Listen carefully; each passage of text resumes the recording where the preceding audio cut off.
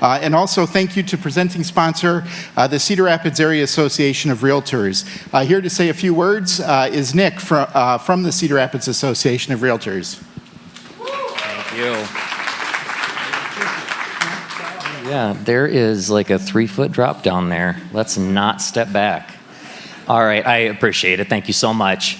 And thank you for having us tonight. The Cedar Rapids Area Association of Realtors is proud to partner with the Gazette and bring you Pints Politics. The CRAAR chooses to be involved in events like this because politics and real estate are intrinsically linked, and the influence of politics on the real estate market is profound and far-reaching. A couple examples of this could be anywhere from regulation and zoning laws, taxation policies, interest rates in the Federal Reserve, infrastructure and public investment, and so on. Now, politics has a profound impact on the real estate market, shaping property values, housing affordability, and investment opportunities. Realtors, homeowners, and investors must stay informed about political development and policy changes to make informed decisions in their ever-evolving market. Understanding the intricate relationship between politics and real estate is essential for anyone involved in property ownership or investment. And if you're looking to buy or sell a home, remember, use a professional, use a realtor. Thank you so much. Thank you. Be careful. Thanks, Nick. Our guest tonight is Dr. Brett Johnson, who is an associate professor at the University of Iowa. And Brett started teaching at the University, or at the Missouri School of Journalism from 2015 to 2022, and then has come up to Iowa more recently. And so his focus is on media law, media ethics, media sociology, as well as kind of First Amendment issues. And there are a few of those in the fold today. And so I want to welcome Brett to the stage, and we're going to jump to the table here and have a conversation. Brett, I don't know if you want to maybe say a few words, kind of what is the life of a university professor these days, and what is it like to be in a classroom right now? Yeah, so it's great. I can't see any of you because the lights are so bright, but I'll pretend you're there. I can hear the laughter. That's great. So I teach a course that is called, the other lights are going down, okay. It's called Freedom of Expression. And a couple of weeks ago, I had a lesson all planned. Here's going to be some basic First Amendment doctrine. And then Charlie Kirk was assassinated, and Jimmy Kimmel was suspended. And I was like, oh boy, we have to kind of take a little bit of a detour and cover some things that I didn't expect to cover. How did you bring that up? I mean, obviously those are both sensitive issues, both kind of unfolding live. How did you bring that into the classroom? So I'm both a lawyer and a Libra. So I'm very risk management, is my spirit animal. So I try to be as much as possible very measured in the classroom. I know this was something that a lot of students felt very animated about, and so we had we went to first principles. Excuse me. I'm also going through puberty again, apparently. We went back to first principles of the First Amendment. Marketplace of ideas. Why we have a system in this country that allows for an incredible amount of speech, more so than in lots of other Western democracies. And let's look at kind of what happened to what Charlie Kirk stood for when it came to the First Amendment. What his death means in terms of extra legal attempts to silence people, and then what some of the reactions have meant, including Kimmel and some of the firings of people and things like that. So tried to make it as much of a laboratory setting as possible for some of these conversations. Let's stay there and talk a little bit about that. So we saw some terminations from employment and based on the reactions. And can you talk a little bit about maybe some of the differences? Does it depend who you are in terms of the protections that you have with the First Amendment? Yeah, so I think we're talking about some of the firings. Mm-hmm. So there have been people. Staffer at Iowa State, the teacher in Oskaloosa who's suing his school district. Yeah, the law, and the funny part was, not fun. This is not a funny topic, but funny in terms of planning my class. I thought, the law involving public employees, the First Amendment rights of public employees, is hard enough for lawyers to understand, for third-year law students to understand. I have a lot of freshmen in my class. I was like, I'm not going to subject them to that. You know, it's going to be so much gray. A lot of students tend to like very black and white answers. I'm like, let's not get to that. Well, I kind of had to cover that because of it. So, but I think that's really the takeaway. A lot of this area of law, of the rights of public employees, is very murky, and it's always going to depend on the facts. You want to know who a good lawyer is? If you ask them a question, the answer should always be, it depends. So it really does depend on, what, are you working for a school? Are you working for the sheriff's department? Are you working for a public university versus an elementary school? What does that environment look like? Couple that with, the test. I'm trying not to get too wonky here. The test for the rights of a public employee. First of all, you have to say, does it involve their job? So if, I'm a public employee at the University of Iowa, if I said something terrible about my boss, which I never would, she's amazing, but if I said something terrible about my boss, even if that was a matter of public concern, that I could be punished for that. I could be reprimanded. So it can't be about kind of your day-to-day job. The second thing is it must be a matter of public concern, right? And certainly the death of a public figure in such a tragic way, that's a matter of public concern. The next part is the tricky one, and what kind of an effect will the speech have on the working environment? And that's going to vary from context to context.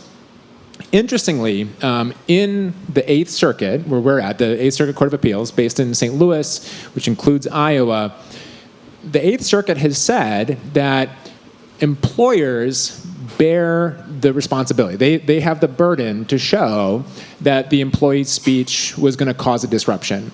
And I think what the teacher in Oskaloosa is arguing, I read his complaint last week, is that the firing was kind of knee-jerk. There wasn't any kind of substantive evidence of disruption. So that'll be kind of, I think, where the battle lines of that case go.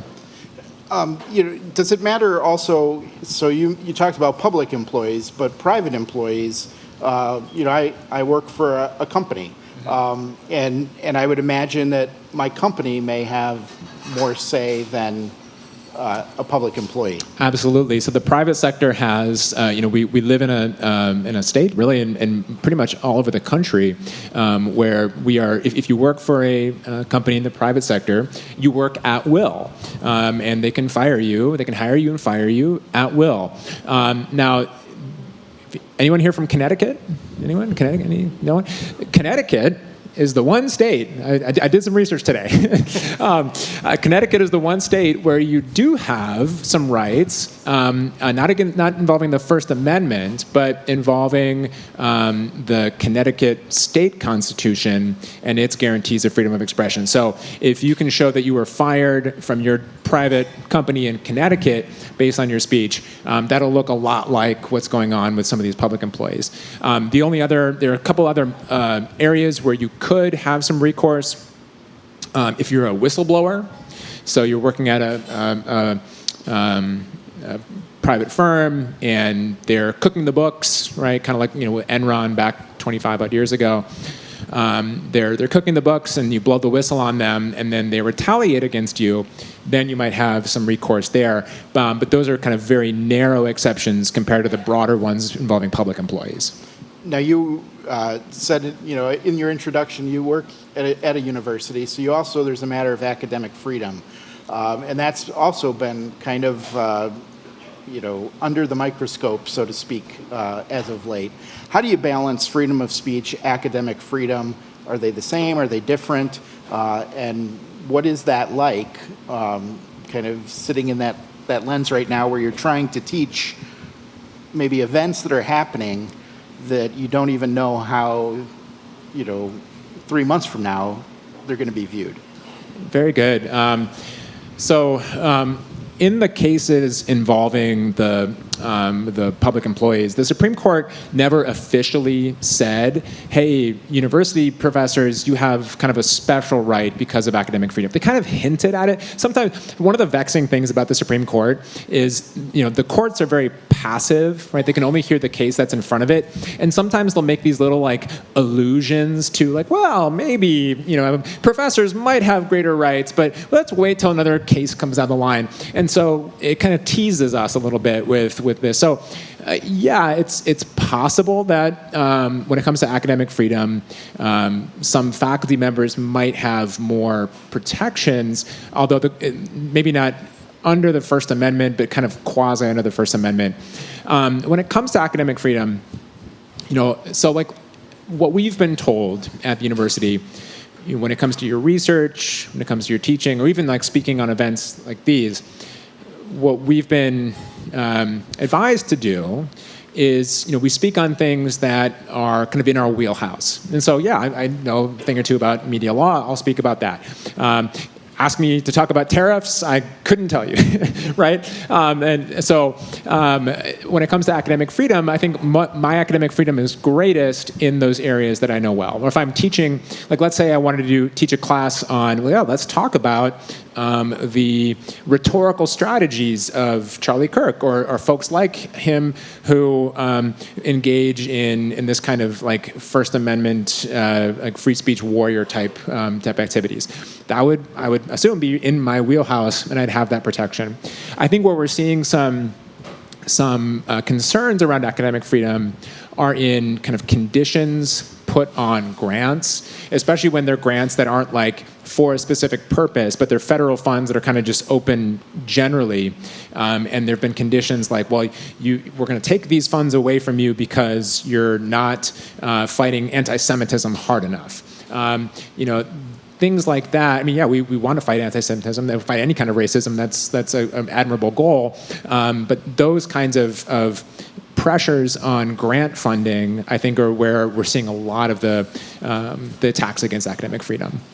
I wanted to switch gears a little bit. This week we also, I think it was just yesterday, it's been a long week for me, but I think it was yesterday, we saw a lot of journalists leaving the Pentagon, and they had turned in their credential after refusing to sign off on the new rules at the Defense Department. And I'm curious, kind of, what do you see going on in this scenario? And, are there concerns about the First Amendment protections? And also, what's maybe lost by not being in the building? Yeah, great question. So I'll give kind of a historical, like a really brief, before your eyes glaze over, kind of historical count of this. Go back to, anyone seen the movie The Post, right, with Tom Hanks and Meryl Streep, right? Tom Hanks plays like every famous white guy, right? I swear. That's about the Pentagon Papers, right?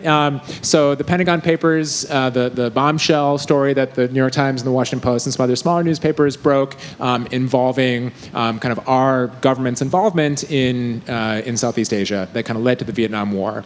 And since then, there's been a kind of steady drumbeat of attempts to punish both the press and leakers for publishing classified information. So the key takeaway from the Pentagon Papers case was, if you, the press, if you got this information, you didn't steal it yourself. You didn't break into the Pentagon and steal it. You obtained it legally. You have a right to publish it as long as it doesn't lead to irreparable harm. Like it doesn't, like someone's not going to drop dead because you publish it. That's a huge win for the press. So government officials, they probably don't like that, regardless of who's in power. And so there's going to be attempts to try to silence the press. We saw that under George Bush. We saw that under President Obama, under Trump 1, under Biden, and now under Trump 2. So I think this is just kind of the latest iteration of that. What I find rather heartening about what's been going on with these journalists leaving the Pentagon, so the policy that Zach's talking about was you had to sign some kind of if you wanted to keep your credential to stay in the Pentagon, to have access to anyone in the Pentagon, you had to sign something that said, I will only publish something that Secretary Hegseth has approved, right? So like a news release. And journalists have said, well, that's not how we do our job. We talk to people. We're not going after classified information. If someone gives it to us, I mean, yeah, if it's a matter of public concern, we will take the ethical steps, like the New York Times did in 1971, to mitigate harm. But that's just doing our job and serving the American people. So the fact that not just kind of the main traditional players like the AP, the New York Times, CNN, but Newsmax, Fox News, they also refuse to sign this. And I think that's, for news organizations that tend to be rather sympathetic to the current administration, that shows how the press in even these really troubled times tend to coalesce really strongly. And that's when I teach that to my students, I said, that's one of the, and I hope that continues to be the case. It's been the case, for, as long as I can remember, and that's a rather heartening thing. I also wanted to talk a little bit about the First Amendment with the right to assemble. And so we've seen a lot of footage from across the country. We've seen a lot even here in Cedar Rapids in terms of folks assembling. And so when you're seeing the protesters and immigrations and customs enforcement, what should individuals be aware of when it comes to the First Amendment? What are the lines in this space? Very good. So, yes, you have the right to peaceably assemble. But I mean, when it comes, peaceably, that's the adjective that's in the adverb, right? That's in the my English teacher wife would kill me for calling that an adjective. To peaceably assemble, adverb. What does that mean? Okay, don't engage in any kind of violent acts. If you were to I think the base principles in the First Amendment, there's a gray area where behavior, where action, where conduct kind of overlaps with speech, right? So, if you burn the American flag, and there's a famous case in 1989 about that, 88, 89, if you burn the American flag, that is considered speech, right? Even though it's conduct.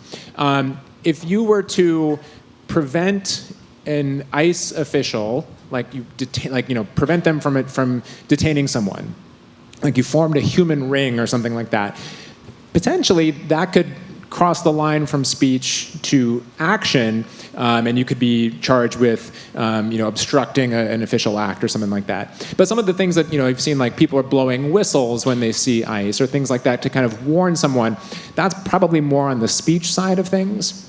The last thing I'll say, and this is what I tell my students, there's a lot of great cases. One of the things I love about my class is it's story time. Like every day, it's all these amazing cases involving the First Amendment. I say, hey, look at, all the rights that you have because of these cases. Okay, that's great.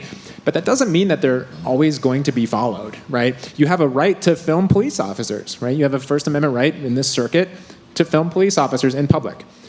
Great, that doesn't mean the sheer fact that right exists, the court has said this exists, it's not going to stop an officer from arresting you.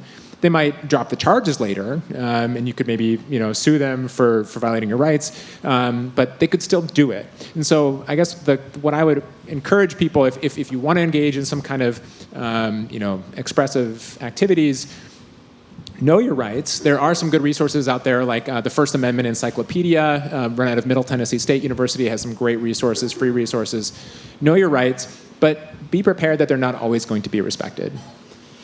So I wanted to ask also, this has kind of been around for a while, but President Trump sued the Des Moines Register and pollster Ann Selzer under consumer fraud statutes. But there's also a concern that that's applying maybe different laws to political speech that you don't like. Are there First Amendment concerns in this case?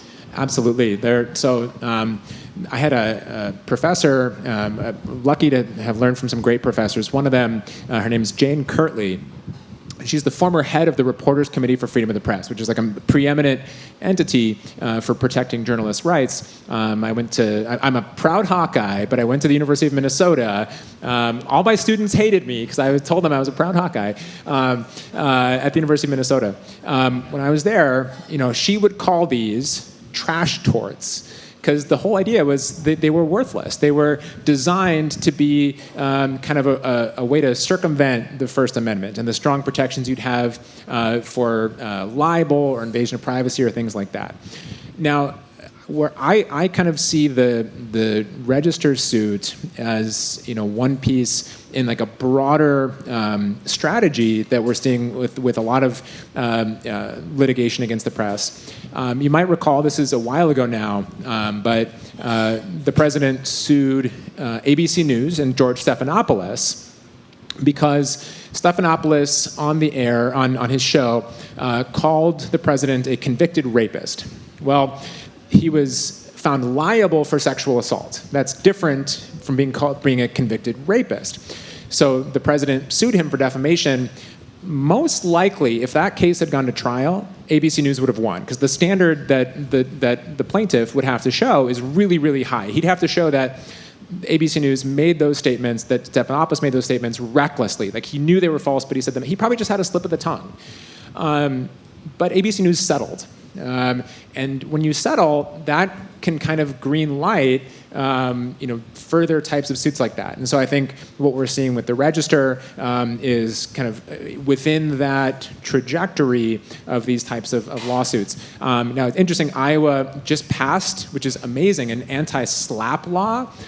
SLAPP stands for Strategic Lawsuit Against Public Participation, and it's designed to protect the press against these types of lawsuits. So it'll be interesting to see how that plays into this litigation. No, absolutely.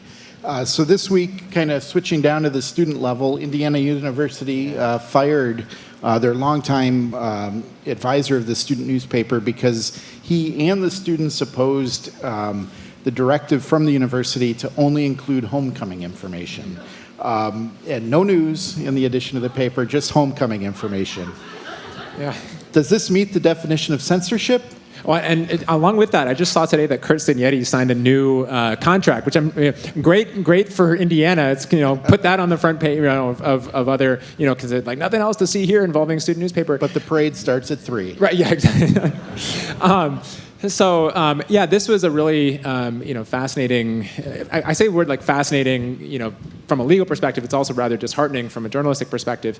From what I can tell, and I've joked with Aaron, one of my colleagues who teaches what I teach at IU, I've been texting him furiously, like, give me updates. Like, I want some juicy gossip. What's going on? And he hasn't responded. So I don't know. Maybe things are. Does he have a university phone? Yeah, maybe that's it. I don't know.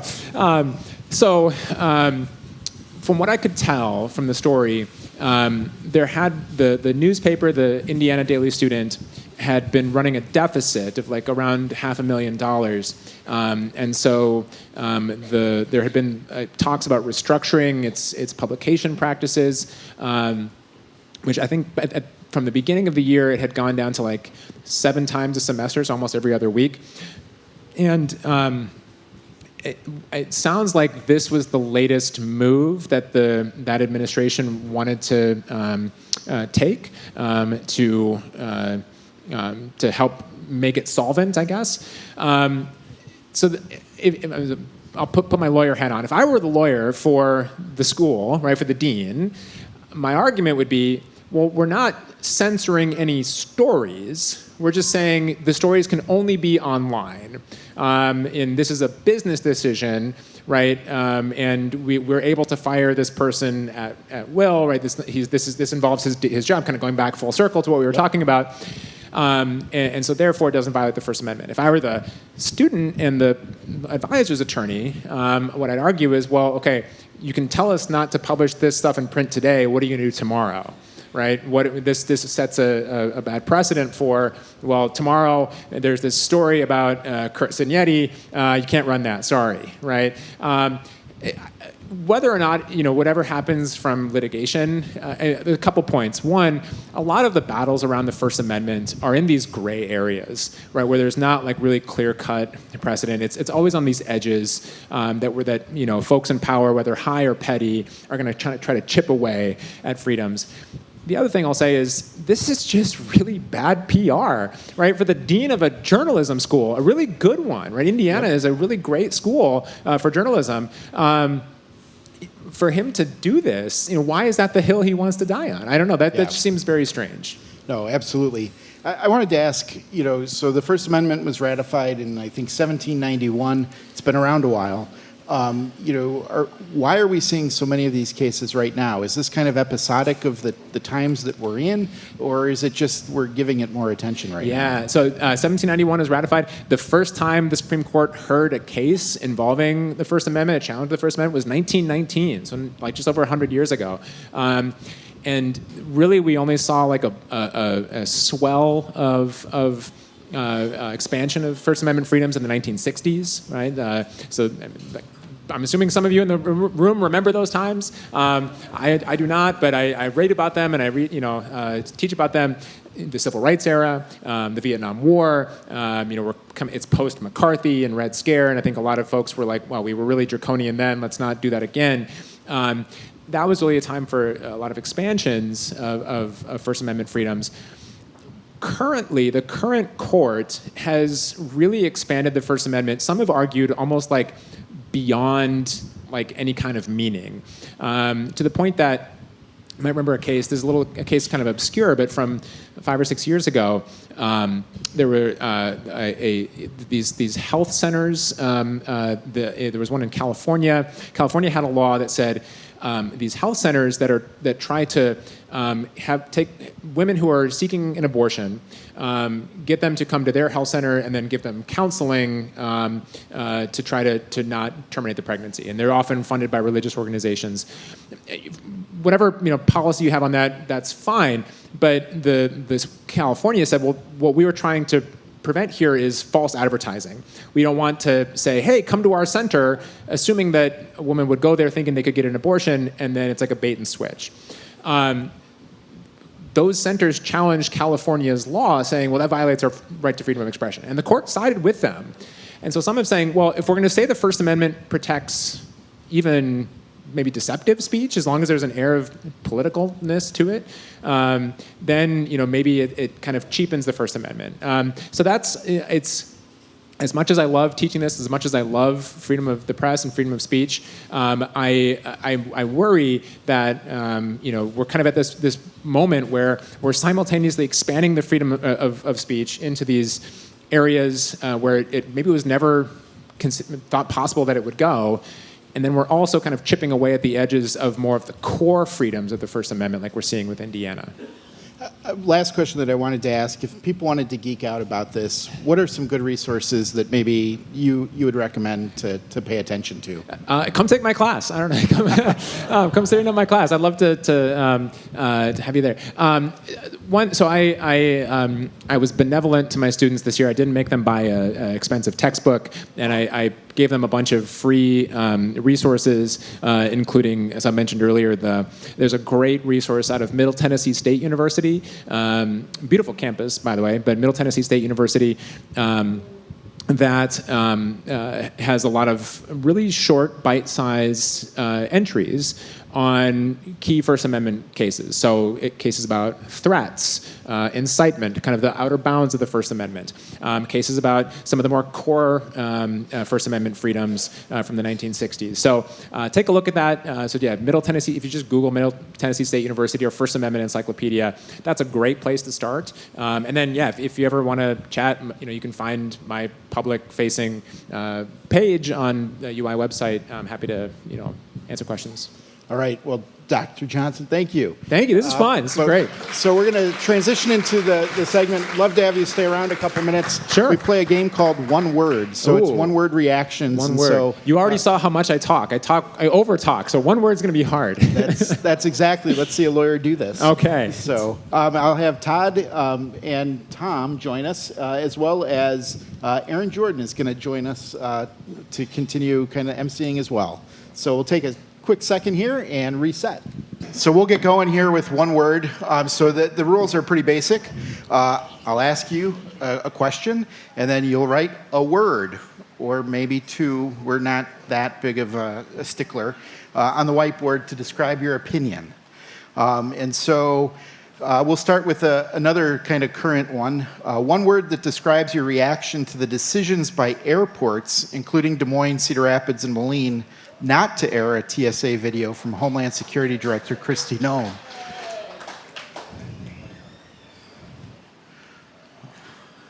And the video blamed Democrats for the government shutdown. Yes, yes. An important piece of context. Thank you. All right. Why don't you hold up your words?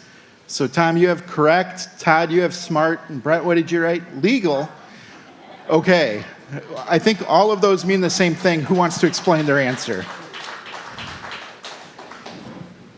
I mean, I think the story is this would violate the Hatch Act, and so the playing these videos would violate the Hatch Act. So, although I was just reading a story that when it came to who would enforce the Hatch Act, it's the Office of Special Counsel, which is currently shut down because of the shutdown. So probably wouldn't be any kind of repercussions. But yeah, I think they got it legally correct. All right. All right. One word reaction to the decision today's revenue estimating conference meeting. The panel is predicting state tax revenue will fall 9% during the current state budget year compared to the 12-month period that ended June 30th. The group reduced the tax estimate released in March by another $375 million. One word. That is a big task.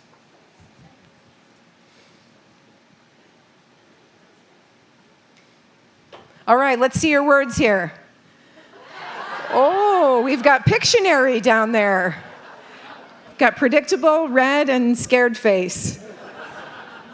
Well, it is the season. Right, true. We've got the Halloween. Tom, do you want to tell us why it's predictable? Whoops. Am I going to? Okay. Yeah, I say predictable because we've heard warnings that this will happen for years now from Democrats, State House Democrats, but also from organizations like Common Good Iowa, who have pointed to other similar tax cut packages that have been passed in other states. I think, namely Kansas, and the impact that it's had to their state budgets. And again, just looking at what Republicans passed and looking at the flat tax and the impact that's having on state tax collections compared with the downturn in the ag economy and the impact that that's having on Iowa's economy and the layoffs that we're seeing, and just kind of the general sluggishness right now of the Iowa economy. It seems that that was largely pretty predictable that that you would have declining revenues and that there would be an impact to the budget. All right. I think I will stick with this microphone. Maybe I won't. Des Moines School Board President Jackie Norris announced earlier today she's ending her run for Senate. A one-word reaction to that. And maybe, because I can already hear the audience, a new rule is you can't use the same word that you just did. You're so predictable, Zach. Got to keep it lively. Oh. All right, so let's hold them up. Expected, duh, and unsurprising. Todd, we haven't heard from you yet. Tell us, duh. What does that mean? Well, I think, after the incident with the superintendent and the ICE, detention and other criminal charges, a lot of the criticism has been against the school board. Whether that's fair or not, I guess that, I don't know. Fairness doesn't really matter anymore in politics. So, I think that was just too much baggage for her to carry. And I was never sure where she would fall in the pecking order during the campaign anyway. But yeah, I think this was expected, and that's why I said duh. All right, then. Our last one-word question. Isn't it? Second to last. Second to last. Penultimate. Am I doing this one? Yes. A new poll from Morning Consult shows Governor Kim Reynolds is once again ranked the most unpopular governor in the United States, a title she has held for 7 straight quarters.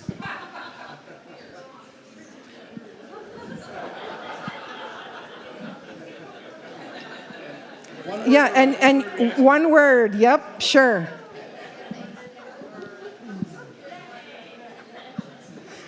We need to give the audience whiteboards. I think there could be some.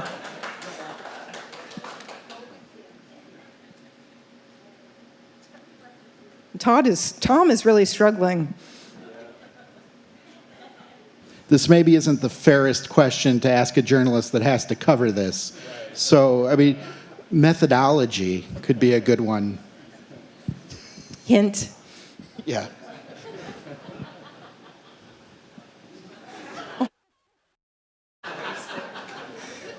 Todd, you have more freedom.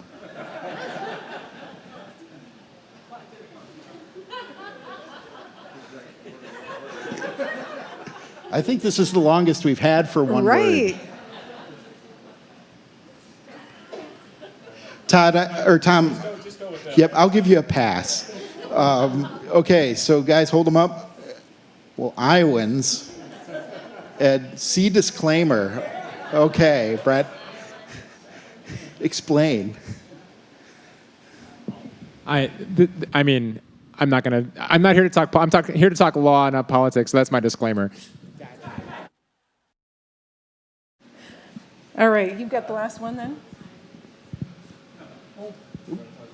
You want to explain yours? It's because I'm not sure any of them were polled, because I've seen the election results, and then I see that she's really unpopular, and I think this must have been a poll taken someplace else, because it doesn't seem to be happening much here.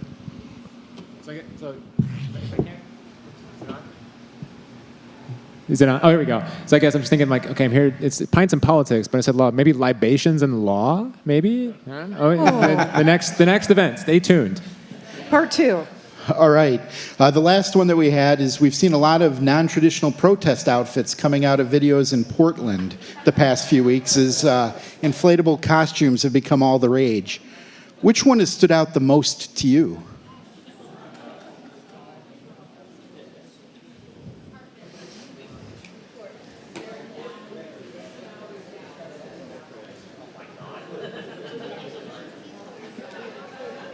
Going to make him explain them all. All right, why don't we hold them up? Tom, you have Frog, Wiener Dog, and Brett, the naked bike rides. Okay, I'm going to make you each explain why that stood out to you. Brett, we'll start with you. I mean, who doesn't love an awesome naked bike ride? I don't know. All right, Todd. Well, I just like wiener dogs, but there's video out there of a wiener dog, a costumed wiener dog, not a real wiener dog, leading police on sort of a low-speed chase. So I don't know if he went to the pound or what eventually happened, but I hope he's a good boy. That's all I know. Hello? And there we go. I chose the frog just because I saw a video clip that stood out in my mind of, this person dressed in a frog costume. They looked like, a mascot. They kind of looked like an NFL mascot doing the antics that you would expect of a mascot, but then getting shot with a pepper ball. And it just seemed just absolutely just ludicrous and ridiculous, just so heavy-handed and absurd, the reaction to, again, somebody who's dressed up like a mascot, doing mascot antics, and then the response from ICE and law enforcement is to, shoot them with a pepper ball. Even AI couldn't create that.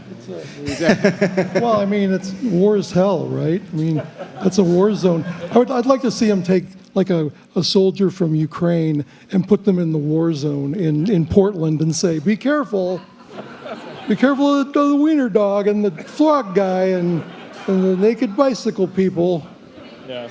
No, I don't think there's any Russians here. I would have picked the T-Rex, but I don't get the I am Antifa T-Rex is quite funny to me, just because it's ridiculous. And having worn that outside for my daughters, it is not easy to do. So. All right, well, thank you to our panel for playing one word. Let's take a short break, refresh your beer, and come on back for politics. We're going to get started again here. I just thought I'd take a minute. I know a lot of you in the room, and I'm so happy to see so many familiar faces and get to talk with so many people. I am a former Gazette reporter, and I've been teaching with Brett at the university in the journalism school for about a year now, but I'm really happy to be back with Pints and Politics and happy to be here with this crew. And it's great to have you back. Thanks. So once you're in the Gazette family, it's hard to leave. And so you're kind of always in the family. And so we appreciate you joining us tonight and taking the time. Yeah, no, it's good to be here. So let's get started with our panel discussion.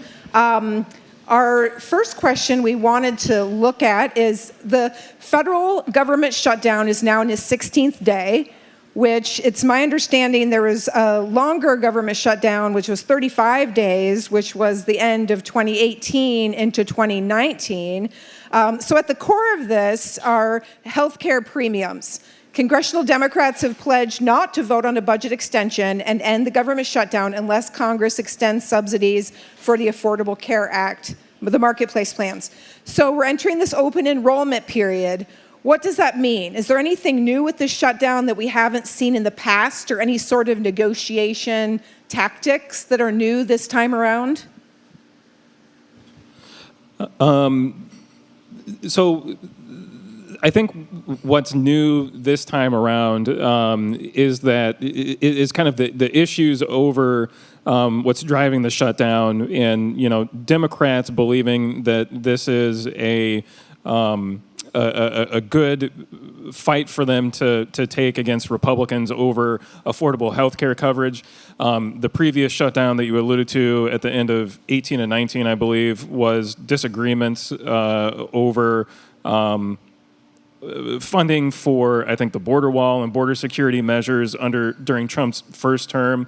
He was upset and unhappy with Congress that they wouldn't pass some of his spending proposals related to, border security, border enforcement, et cetera. And so it's interesting that Democrats feel that this is going to be a winning issue for them. It's a little surprising that they have, I guess, decided to go this route because typically during a government shutdown, the side that's seen as causing the shutdown, takes quite a bit of lumps from the public, and we've seen public polling and public opinion during past government shutdowns that, they don't like to see this. They don't want to see the disruption in government services. They don't want to see disruptions to programs like, WIC and SNAP food benefits and, potential disruptions in processing, benefit claims and benefits enrollments, for VA benefits or Social Security. But I think that you are starting to see that the general public is really, really concerned about the cost of healthcare. Right, and I think a lot of people are seeing that from prescription drugs, from their health insurance premiums, et cetera.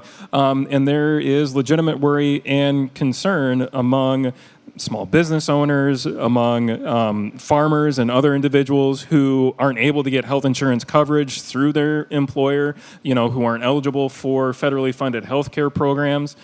And both sides have really dug in, and I don't know that we've really seen any, measurable movement there. I think we're still at a stalemate, and we'll see whether who decides to budge and who's going to compromise. I think House Speaker Mike Johnson last week said that he expects that this is going to go on for a while and can turn out to be the longest government shutdown that the nation has seen. Well, I don't think there's much talking going on, for one thing. And, it does tend to, the party that gets blamed is usually the party that controls Congress and not the president in the shutdown. Excuse me. But in this case, there's also been some polling that's said, well, there's been so much sort of change and maybe chaos and stuff since Trump took office again, that a lot of people just think the shutdown is another result of all of that. So there are some people that are blaming the president. I think Democrats thought that the ACA enhanced, subsidies, credits, would, a fair amount of those, like a high percentage of them, go to people who live in red states. So I think they were hoping that maybe their own constituents would put some pressure on them. But that's, it's always a tall order, because sometimes policy means less than, being true to your favorite team. So that's, that can be difficult. But I don't know if this will make any difference in the election. I guess if it goes on till the election, it'll have some impact. But it's healthcare is what Democrats want to fight for, and I guess they're just basically allowing the good policy to be their tactic, and I guess that's probably admirable.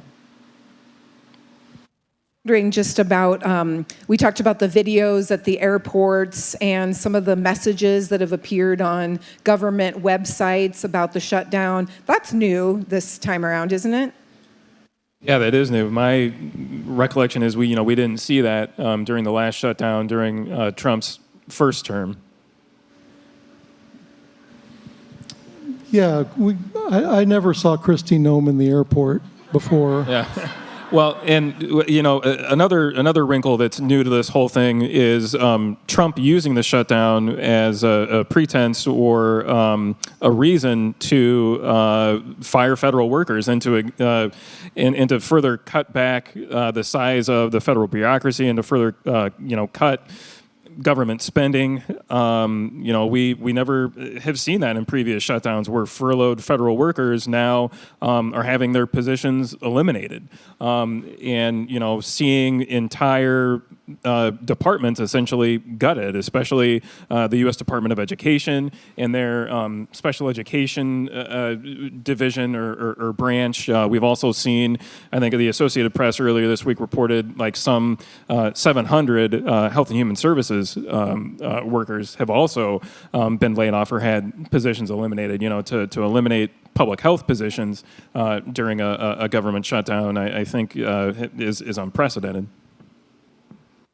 I wanted to ask, Iowa farmers are continuing what could be a record crop, yet many are warning of a financial train wreck that's potentially on par with the farm crisis in the 1980s. While there's talk of a bailout, you're also seeing messaging that many farmers say they are more concerned about the market loss to rival countries.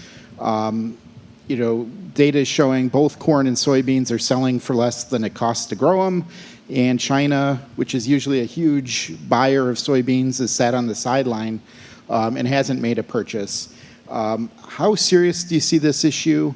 How much traction do you think the Iowa voices will get on it, and are there impacts that go beyond farmers? Yeah. Substantial impacts to Iowa and to the state's ag economy. I wrote a story a couple of weeks ago and talked to soybean farmers in the state, and one told me that it's essentially getting to the point where they may no longer plant soybeans anymore because it's just not profitable, right? And they can't find new markets to make up for the loss of China. I mean, China is such a huge market for agricultural exports, particularly soybeans. And even with the new trade deals that have been announced and brokered by the Trump administration, these countries where they're agreeing to up their purchase of Iowa ag or U.S. ag exports, and including soybeans. Those markets aren't big enough to replace what's been lost in China. And so, again, a couple of farmers said, we may just grow corn in Iowa, and that has large impacts for not only the economy, but also on the land in Iowa's landscape. Just having one crop and not having kind of that diversification anymore. You have ripple effects that are going to impact rural Iowa, that are going to impact small towns. It's going to, exacerbate the financial and economic challenges and strains that we're seeing in Iowa's ag manufacturing sector. You look at John Deere and the layoffs that they've had, and other manufacturers in the state, and demand for equipment is just going to continue to go down and lead to potentially more layoffs going forward. I can't get over these three skulls on each side of the stage. Are these like former panelists? I mean, that don't. We trying to conjure up, let them join us, sort of in spirit. Well, I'm not. The soybean thing is bad, but I'm not too worried about it. We've got the climate's changing. It will only be a matter of time before we can grow pineapples and oranges and avocados, whatever you think of. It's going to be able to plant it here. We're going to be like the next California, I guess. So I'm not worried about that. But for now, yeah, the soybean situation is bad. It's just, man, you had to know this was coming, didn't you? I mean, the guy talks about tariffs constantly. During the campaign, he talked about tariffs constantly and said he was going to put tariffs on. And his first term, he put tariffs in place, and they had to, spend, was it $22 billion bailing out farmers who lost their markets because of the tariffs. I don't even know what they're talking about now as far as a bailout package, but they're going to do the same thing. So farmers, generally would probably rather grow crops than get checks, although they'll take checks when no one will buy their crops. So this was, unlike some of the Trump stuff, where this was clearly there was a clear warning that this was going to happen and there was going to be problems, but he won commandingly in rural Iowa anyway. Okay, how do you feel about this jingle? Avocados from Iowa. Oh, yeah? It's good. Okay, good. And you can have an I and then an avocado, WA. Oh, yeah. It's perfect. Some of you work on that. Yeah. They sell them. They sell themselves. Yeah. All right. So an audience question here. I think this would be a good one for Todd. How do you feel about the effects of AI and the energy and water needs that it has from data centers, including a couple that are coming to Cedar Rapids? How do we deal with those energy and water needs? Well, the water needs are obviously they're great. These facilities use a lot of water, although I believe one of them that's being built is like a closed circuit, so they use the same water over and over, but the other one will draw from the aquifer. And if we have many more data centers, then yeah, that's going to be a concern. And what was the other part? And it takes energy to cool the water that's too. right.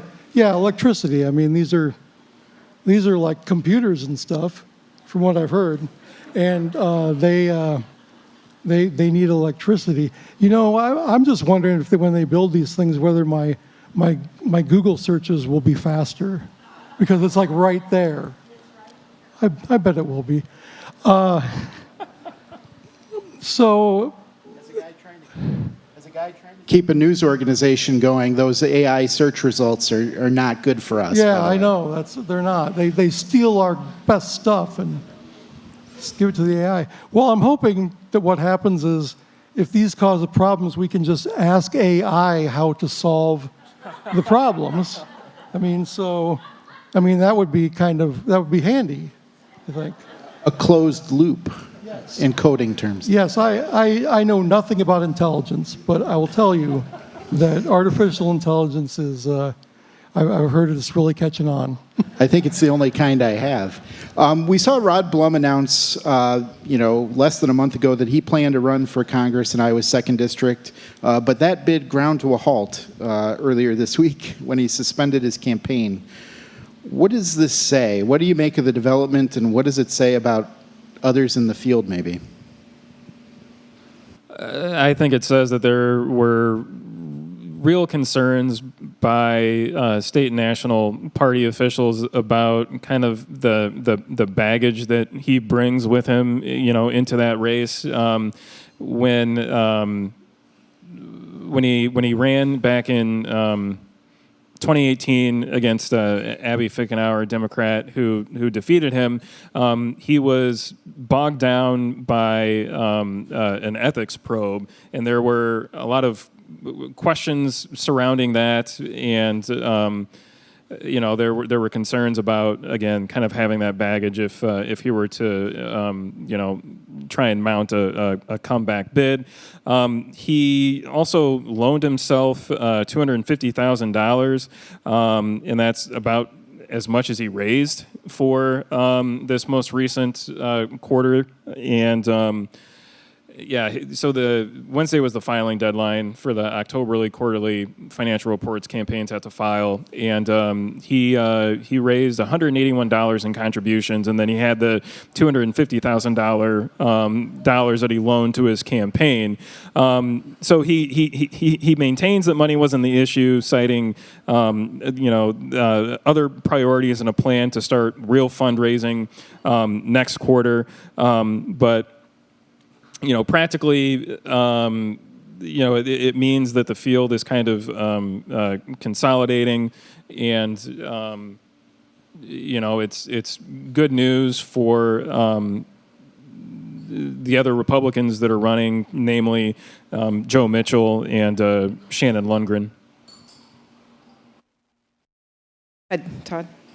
To say, I think anybody who was sprung from Congress who wants to go back is, I don't know, you have to question the judgment there because the U.S. House of Representatives has to be just a very demoralizing place to work. So, but maybe Rod liked it. I don't know.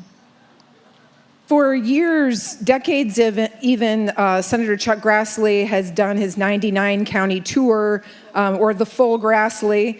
And those aren't always town halls that are open to the public, but they often are.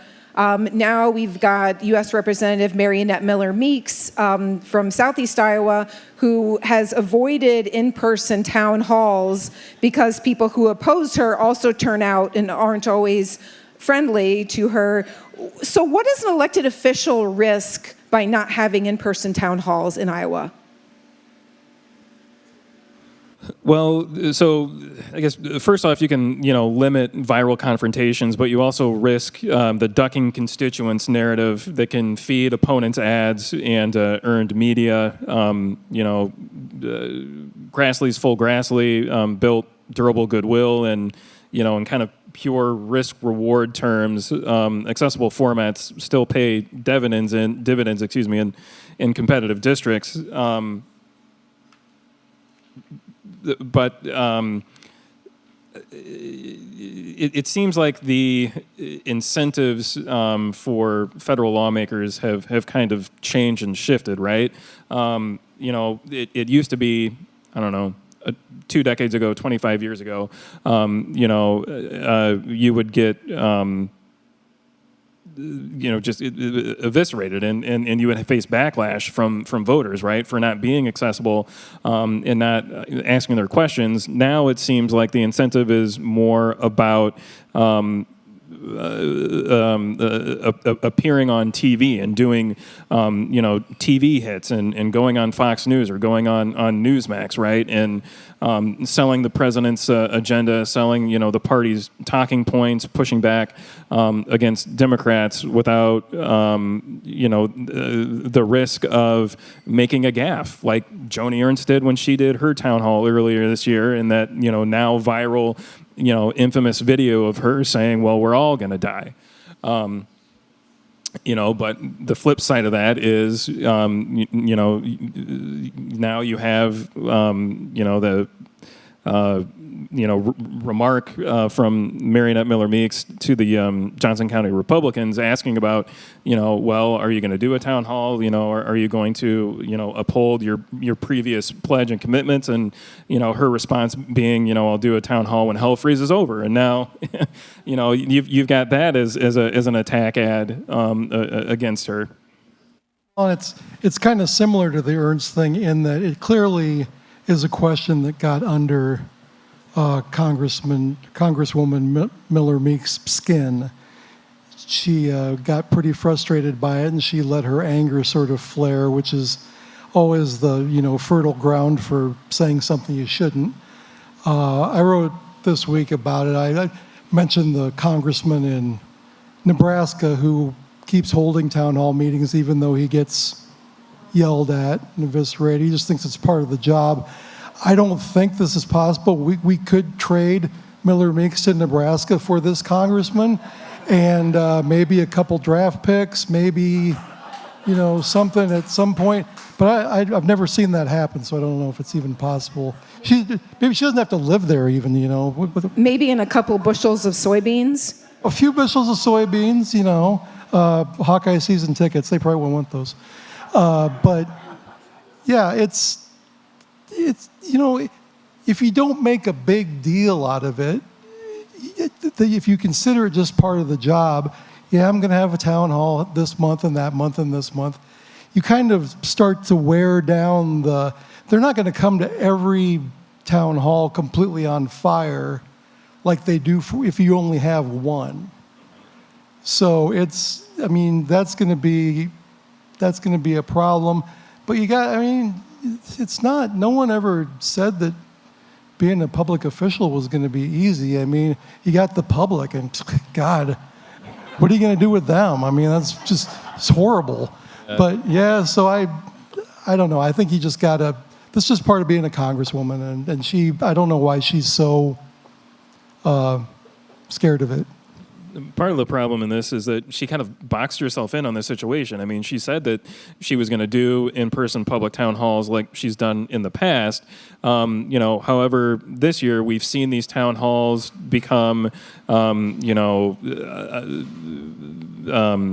what's the word I'm looking for? Not rambunctious, but animated, people yelling and heckling and interrupting, and they've become very confrontational. It would be one thing for her to say, look, I plan on still being accessible to constituents. I still plan on doing telephone town halls, which I feel are more accessible to people because you can call in and you don't actually show up somewhere. Anyway, it would be one thing if she said, look, I'm still going to be accessible to people. I'm still going to go out and meet people in the district and do these telephone town halls, but I just don't see the usefulness or the point in doing these public town halls when people are just going to yell and scream, and instead of having a civil debate, it turns into more of a protest and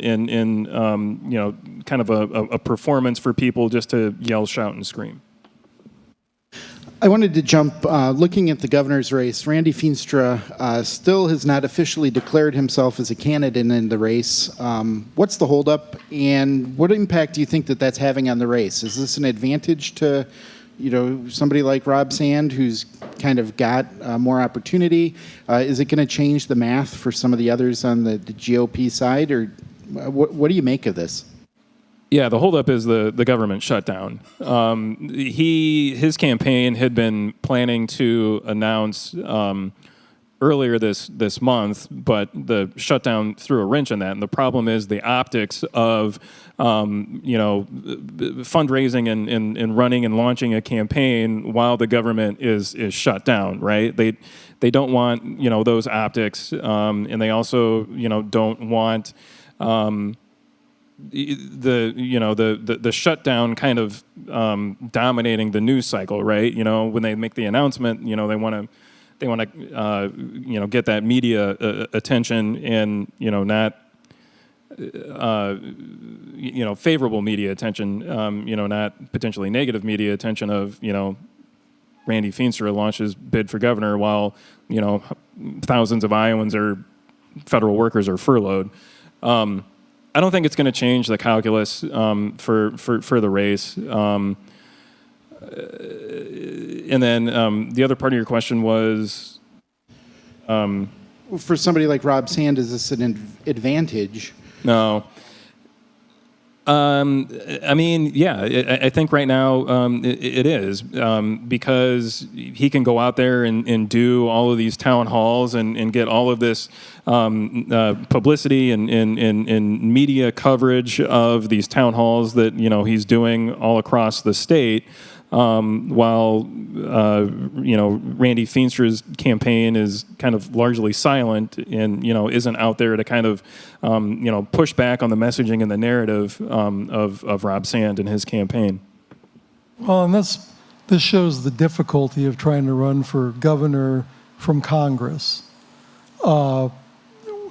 It's been, I think 1920 was the last time Iowa elected a member of Congress as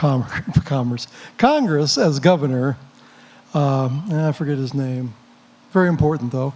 And then of course we saw Jim Ross Lightfoot ran. He had run for the Senate first and lost, and then he ran for governor and was way ahead until Tom Vilsack came back and won. And also Jim Nussle tried to run from Congress, and that was during a particularly bad period in Congress. You had the House Pages scandal and some of the things going on in Congress at about that time, the 2006 election, were pretty damning. So Chet Culver beat him pretty easily.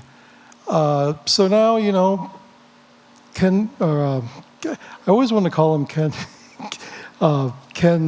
Veenstra when it's Randy Feenstra. Ken Veenstra was a state lawmaker from Northwest Iowa.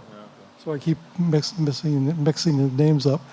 But he's got the shutdown, and you've got all these other things happening, and he needs to be there and serve his congressional constituency, and at the same time he's got to be worried about this governor's race and how long is too long before you announce.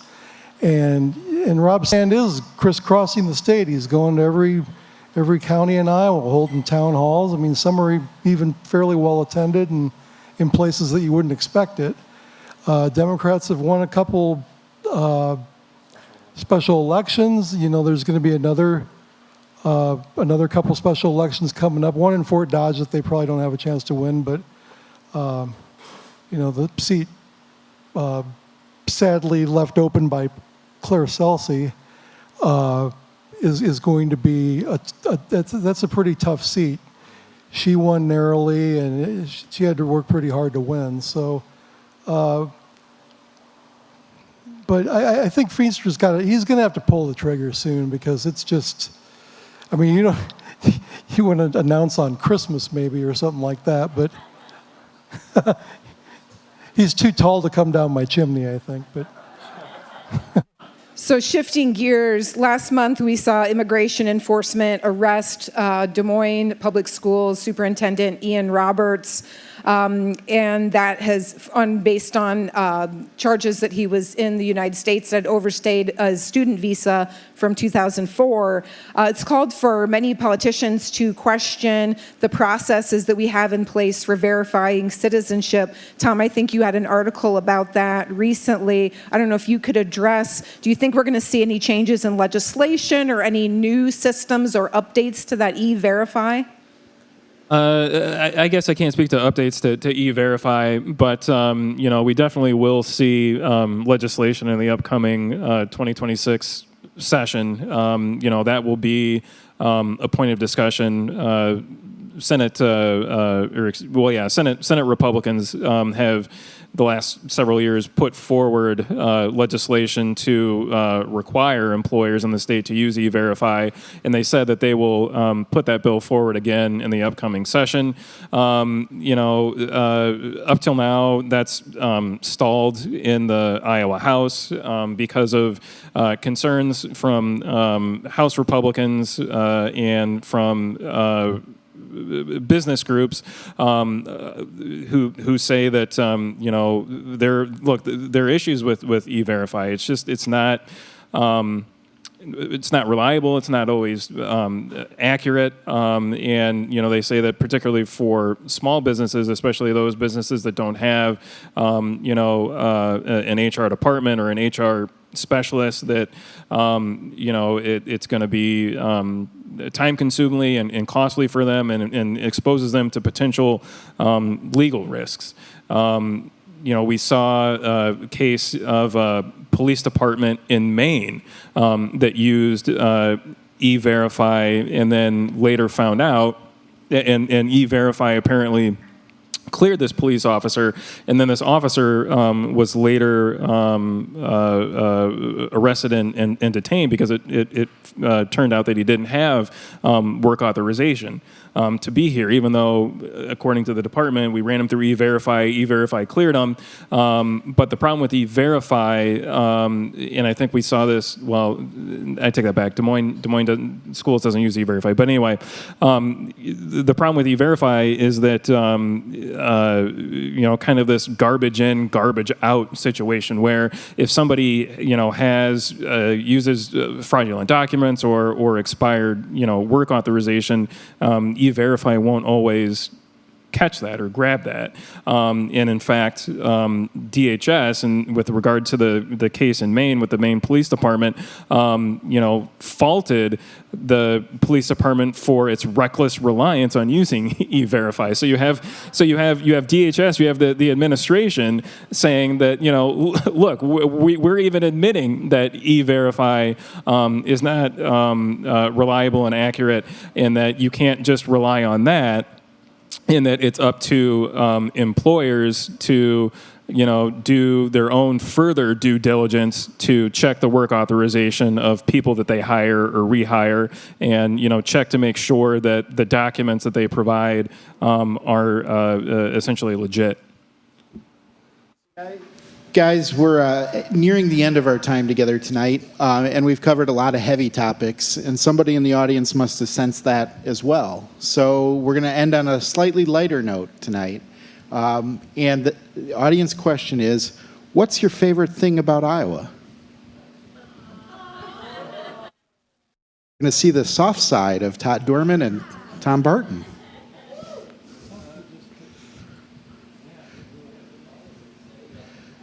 This should not be that hard, guys. It's hard. Sorry, go ahead.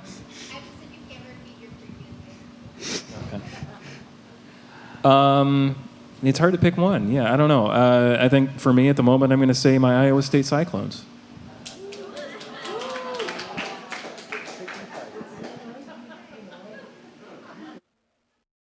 It off? Oh, there it goes. I think the cord is a little weird. Well, I do love Kinnick Stadium. I'll be there on Saturday. I don't know. I wrote a column about this one time, and there were just all sorts of things. The sweet corn and fireflies. We used to have fireflies. That was kind of fun. Oh yeah, you gotta have a tenderloin and a corn dog and some funnel cakes. Wow, that's how I got my girlish figure. So anyway, taco pizza, that's right, and scotcheroos. Is that the other thing we've sort of invented?